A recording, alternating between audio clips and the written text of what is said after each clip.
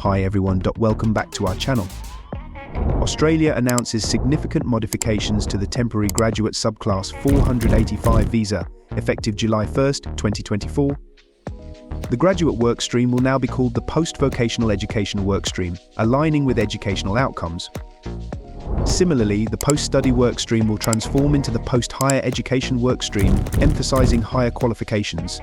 Age limit adjustments set at 35 years across all streams, with specific qualifications tailored to meet labor market needs.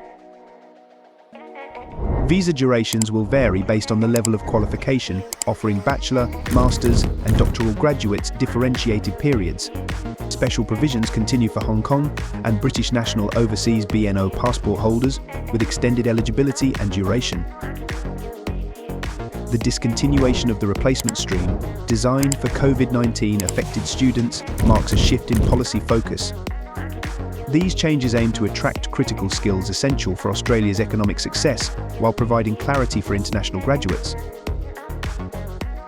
For prospective applicants, consulting migration experts is advisable to understand the implications of these adjustments.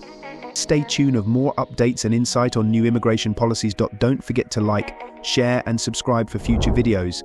Stay tuned for more updates and insights on navigating Australia's evolving immigration policy.